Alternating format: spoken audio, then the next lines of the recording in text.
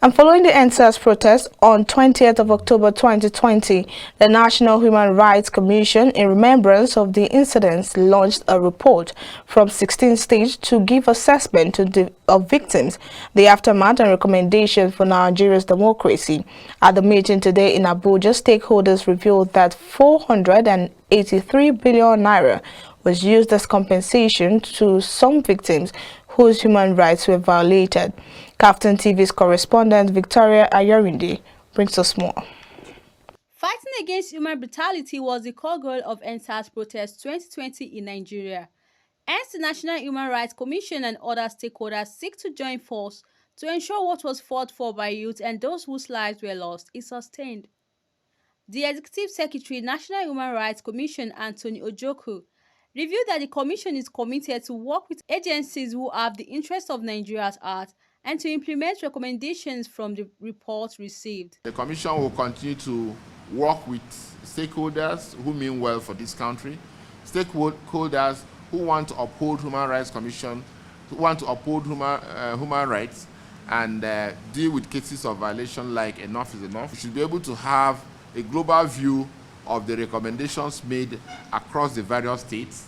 We should be able to have a global view of officers to be prosecuted, officers to be disciplined, victims to be paid compensation, the total volume of compensation.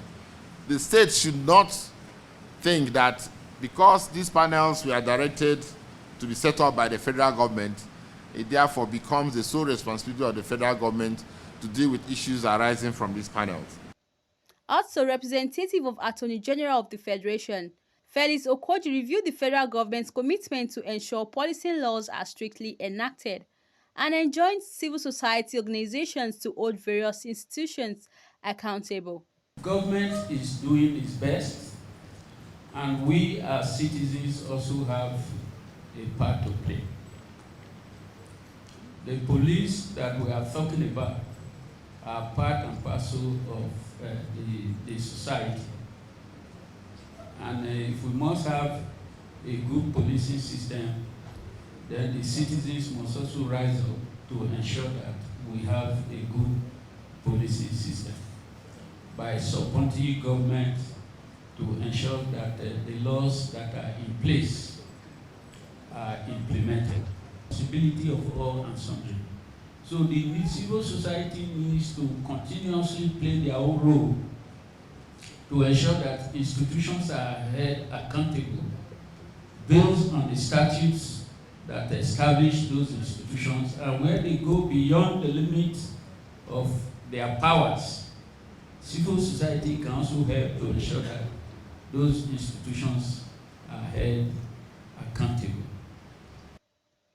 The aftermath of ENDSARS protests saw stakeholders making suggestions of what needs to be done for the credibility of Nigeria's policing system. Issues or recommendations or remedies that could be used for lessons to be learned on the part of others. Maybe there was no strong traction or structured leadership. There was no strong figure around which the ENDSARS was collated, and that's why these are fizzled out. So we need to begin to, and that's a message for young people, you need to begin to organize, not to agonize. The street is a platform for dialogue between state and citizens. The street is a platform for citizens to reclaim their power. And so any attempt to shrink the civic space and make it difficult for citizens to express their views on the streets is not only unconstitutional, but we are telling citizens and the world that we have no regard for accountability and we have no regard for citizens' voices. With various suggestions made, the goal is to end brutality of any kind and promote justice for all in Nigeria. Victoria Ayorinde, KAFTAN TV News.